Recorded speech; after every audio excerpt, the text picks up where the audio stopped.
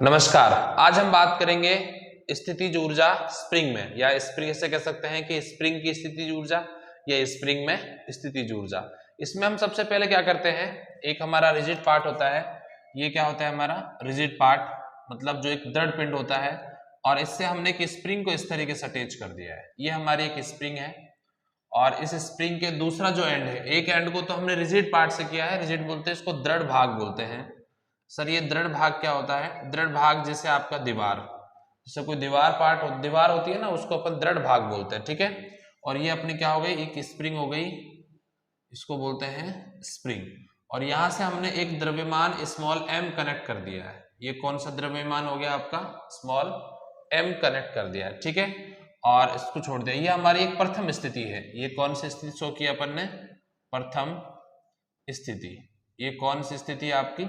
प्रथम स्थिति है। अब हम क्या करते हैं, इस जो द्रव्यमान है उस पर एक बल आरोपित करते हैं, बाह्य बल आरोपित करते हैं। तो स्थिति सेकंड हम यहाँ पे आपके सामने प्रदर्शित करेंगे। तो जैसे हम यहाँ पे बल प्रदर्शित करते हैं, तो जो हमारी स्प्रिंग है इसमें खिंचाव आ जाएगा, और खिंचाव आने के कारण जो हमारा द्रव्यमान है वो थोड़ा दूर चला जाएगा, यहाँ पे इसका स्मॉल m। अब देखो, अगर प्रारंभ में देखें तो हमारा द्रव्यमान यहाँ था, लेकिन अभी हम देखें तो हमारा द्रव्यमान यहाँ है। इसका मतलब इसके अंदर कितना विस्थापन हो गया, यहाँ से ये कितना दूर चला गया? x चला गया। कब? जब इस पर एक बाह्य बल लगाया गया है। ये कब गया है? जब इस पर एक बाह्य बल लगाया गया है। अब ध्यान देना, यहाँ पे हम एक और बल होता है हमारा प्रत्यनयन बल, वो कैसे काम करेगा वो हम देखेंगे। यहाँ पे जब हमारे पास स्प्रिंग से हमने द्रव्यमान m को, कोई पिंड है या वस्तु है, इसको हमने यहाँ पे बांध दिया है। अब इस पर कोई बल नहीं लग रहा है, तो हमारी स्थिति ये है, ये हमारी प्रारंभिक स्थिति, इसको मैं बोल सकता हूं xi। और ये हमारा क्या हो गया? xf, यानी अंतिम स्थिति है। अंतिम स्थिति कब आएगी? जब हम इस द्रव्यमान पर बल लगाएंगे, यानी उस द्रव्यमान को हम यहां से ऐसे खींचेंगे, जो अटैच है ना उससे खींचेंगे, तो स्प्रिंग में क्या आएगा? खिंचाव आया, स्प्रिंग खिंचाव आया, तो ये वस्तु यहां से यहां विस्थापित हो गई। किसके कारण? बाह्य बल के कारण।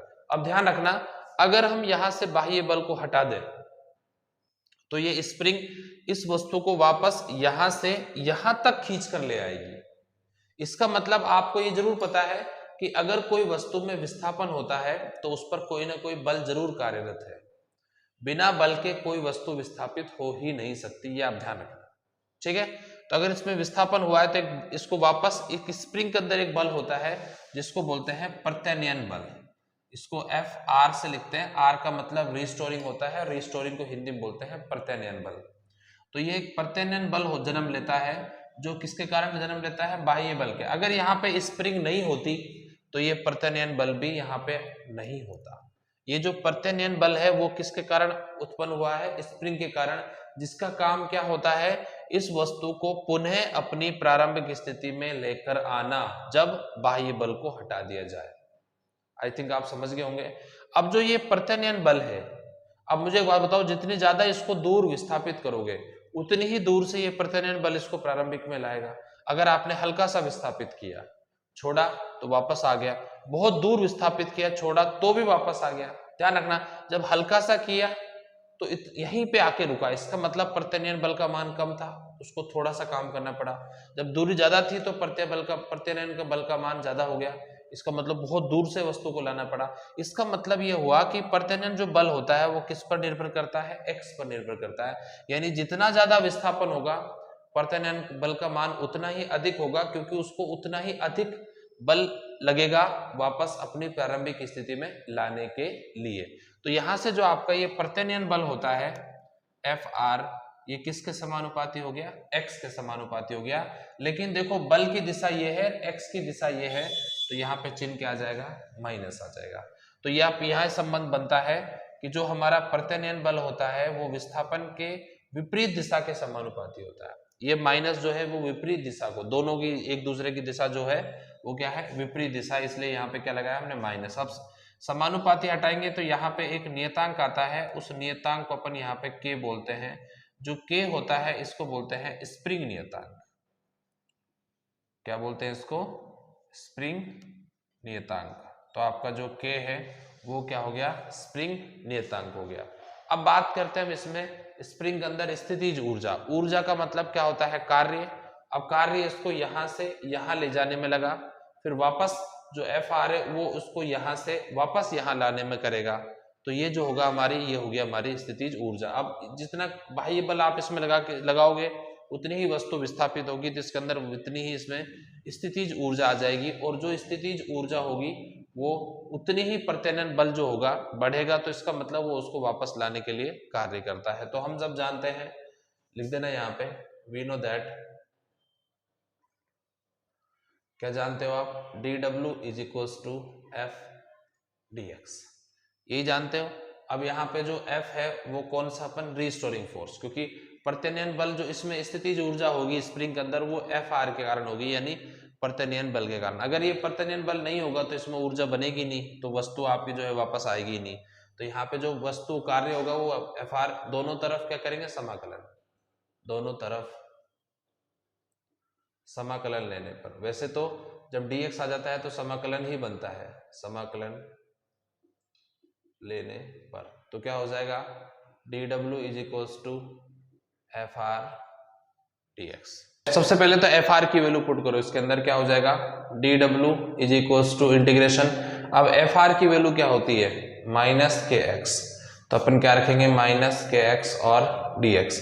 अब देखो x के साथ ये x है ना, d के साथ मतलब x है, तो x तो रह जाएगा, माइनस के बाहर चला जाएगा, तो यहाँ से क्या हो जाएगा, integration dw is equals to minus k और यहाँ पे x dx। अब x का इसके रेस्पेक्ट में क्या हो जाएगा, इंटीग्रेशन, यानी अपने क्या करना है, इसका समाकलन करना है। तो ध्यान देना, इसका जो फॉर्मूला होता है वही होता है x to the power n, integration dx का फॉर्मूला होता है x to the power n+1 upon n+1। ये समाकलन का फॉर्मूला है, जिसकी पावर कुछ नहीं होती, इसकी पावर क्या होती है, 1 होती है। तो यहाँ पे ये 1+1 होकर 2 हो जाएगा।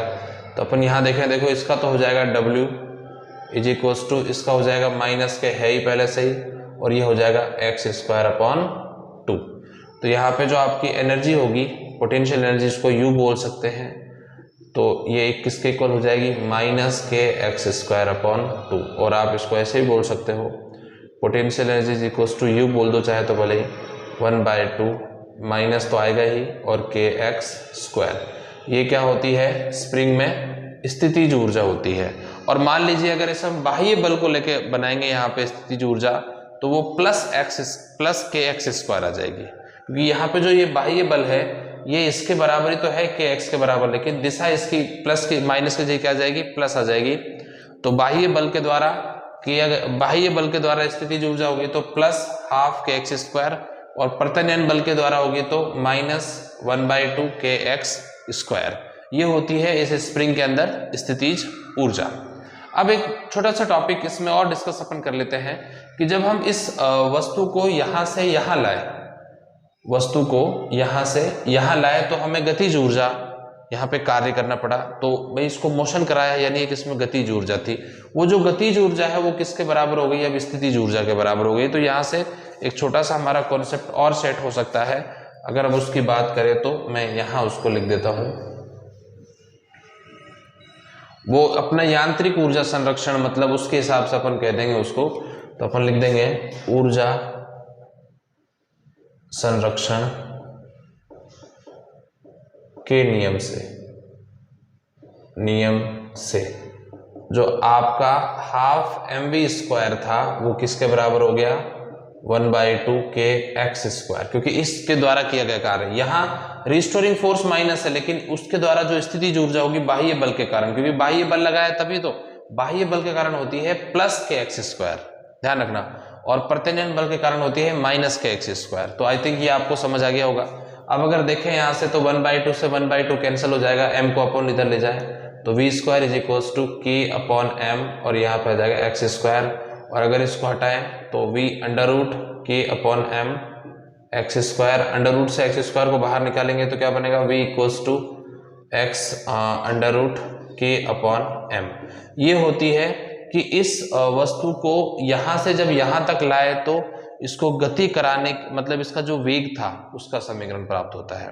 यानी इस वस्तु को हम यहाँ से यहाँ लाए तो इसमें कितना इसका जो वेग रहा उस समय जब हम इसको लाए, तो इसका इस वस्तु का जो वेग रहा उसको हम इस सूत्र से क्या कर सकते हैं, ज्ञात कर सकते हैं। तो एक सूत्र तो आपका बाह्य जो प्रत्यानयन बल के द्वारा स्थितिज ऊर्जा तो ये आ गई, और अपने बाह्य बल के कारण स्थितिज ऊर्जा ये आ गई, और इस वस्तु को वहां से यहां तक विस्थापित करने में जो अधिकतम वेग की आवश्यकता थी वो हमारा ये हो गया v = x√k/m। ध्यान रखना k क्या है यहाँ पे स्प्रिंग नियतांक, m क्या है यहाँ पे द्रव्यमान जो एक जगह से दूसरी जगह पर इसको लेके आ रहा है, और x उसका m क्या है द्रव्यमान, और x क्या है यहाँ से यहाँ तक का इसका विस्थापन। अब इसमें एक चीज और होती है, जैसे कई बार आपने देखा होगा, मान लीजिए कि स्प्रिंग है, बांध दिया उसको इस तरीके से और फिर यहाँ थोड़ा सा उसको खींच के छोड़ दिया, तो फिर ये इस तरीके से मोशन करती है ना, कई बार आप लोगों ने देखा होगा। या फिर ऐसा देखा होगा आपने, कोई पेंडुलम है, जो हमारा पेंडुलम है वो इस तरीके से मोशन करता है यूं, तो ये भी आप लोगों ने देखा होगा। तो ये पेंडुलम के लिए भी कि वो इस तरीके से मोशन करता है, तो हम उसके लिए भी हम चर्चा करें यहाँ पे, तो उसका हमारा एक ग्राफ होता है, वो ग्राफ भी मैं आपको बना देता हूँ कि मान लीजिए इसमें यांत्रिक ऊर्जा संरक्षण में, यांत्रिक ऊर्जा संरक्षण में गतिज ऊर्जा, नहीं ऐसे लिख देंगे, ऊर्जा तथा x में ग्राफ। अब ये ग्राफ कैसे बनता है ध्यान रखना, x तो आपका ये हो गया, ये हो गया आपका, इसके अंदर छोटा सा ये और बना देते हैं अपन। यहाँ देखो ये तो आपकी हो गई गतिज ऊर्जा, और इसी के बराबर शुरू करेंगे हम यहाँ से, तो ये हो गई आपकी स्थितिज ऊर्जा, ये आपकी स्थितिज ऊर्जा है। अब ध्यान रखना, अगर मैं इसको बोलूं ये आपकी काइनेटिक एनर्जी है, और ये बोलेंगे तो ये पोटेंशियल एनर्जी यानी स्थितिज ऊर्जा। अब देखो ध्यान से, ये आपका इधर हो गया -x, इधर हो जाएगा आपका +x, ये 0 है। अब देखो ये स्थितिज ऊर्जा है जब आपकी उस पेंडुलम की, जैसे मान लीजिए पेंडुलम है आपका, ये पॉइंट है, हमने इस पेंडुलम को यहाँ कंसिडर कर दिया, इसकी 2-3 स्थिति शो कर रखी है, एक यहाँ पे, ठीक है। ये जो इसका मोशन है वो इस तरीके से होगा भाई, ठीक है। इसको थोड़ा सा और शॉर्ट दिखा दो ताकि आप इसको बेहतर तरीके से समझ सके, और इसको भी थोड़ा सा यहाँ पे शॉर्ट शो कर दो ताकि अपन इसको बेहतर तरीके से समझ सके। अब देखो ध्यान से, यहाँ पे आपका ऑब्जेक्ट जब यहाँ था तो इसकी पोटेंशियल एनर्जी थी पूरी, मतलब जो सारी एनर्जी थी वो किस में थी, पोटेंशियल एनर्जी में थी। अब जैसे ये इधर जाएगा तो पोटेंशियल किस में कन्वर्ट हो रहा है, काइनेटिक में। देखो पोटेंशियल कम हो रहा है और काइनेटिक आपका लगातार बढ़ रहा है। इस पोजीशन पर काइनेटिक और पोटेंशियल दोनों बराबर हो गए, यानी गतिज ऊर्जा और स्थितिज ऊर्जा समान हो गए। यहाँ पहुंच गए अपन। फिर इसके बाद अपन क्या करेंगे, यहाँ पे आपका जो गतिज ऊर्जा है, यहाँ नहीं पहुंचे अभी तक, यहाँ है अपन। अब इस स्थिति में अपन जब इसको और आगे बढ़ाएंगे तो यहाँ पहुंचेंगे तो गतिज ऊर्जा अधिकतम होगी, स्थितिज ऊर्जा न्यूनतम, यानी गतिज ऊर्जा तो हो गई अधिकतम और स्थितिज ऊर्जा आ गई आपकी न्यूनतम, ठीक है। फिर इसको वापस हम आगे बढ़ाएंगे तो अब देखो गतिज ऊर्जा किसमें बढ़ रही है, स्थितिज ऊर्जा में, यानी जो स्थितिज ऊर्जा बढ़ रही है और गतिज ऊर्जा क्या हो रही है, कम हो रही है। देखो ये काइनेटिक एनर्जी का मतलब होता है गतिज ऊर्जा, और पोटेंशियल का मतलब होता है स्थितिज ऊर्जा, ठीक है। तो यहाँ पे ध्यान रखना, जब आपकी स्थितिज ऊर्जा कम होती है तो गतिज ऊर्जा बढ़ती है, एक समय पर दोनों समान हो जाती हैं। फिर आपकी गतिज ऊर्जा और बढ़ेगी, अधिकतम हो जाएगी, तो उस समय जब अधिकतम होगी तो स्थितिज ऊर्जा आपकी न्यूनतम हो जाएगी। फिर गतिज ऊर्जा कम होगी तो स्थितिज ऊर्जा बढ़ती जाएगी, फिर दोनों बराबर और फिर अधिकतम हो जाएगी। यानी ये और ये स्थिति, जो ये दोनों स्थिति हैं वो स्थितिज ऊर्जा ये हो गई और ये हो गई, और ये जो स्थिति है वो गतिज ऊर्जा की ये हो गई। समझ रहे हो? तो यहाँ पे अपन ये कह सकते हैं कि यहाँ स्थितिज ऊर्जा अधिकतम होती है, स्थितिज ऊर्जा अधिकतम होती है, और यहाँ गतिज ऊर्जा अधिक होती है। जहाँ स्थितिज ऊर्जा अधिकतम होगी वहाँ गतिज ऊर्जा न्यूनतम होगी, और जहाँ गतिज ऊर्जा अधिकतम होगी वहाँ स्थितिज ऊर्जा न्यूनतम होगी। ये हमारा इसका कॉन्सेप्ट है, यानी ऊर्जा संरक्षण का नियम यहाँ पे लागू इस प्रकार होता है, ठीक है। आई थिंक आपको समझ आ गया होगा। और भी इसके जैसे कुछ और वीडियोस देखने हैं तो प्लेलिस्ट में जाके आप वहां पे और भी टॉपिक्स को पढ़ सकते हैं। धन्यवाद।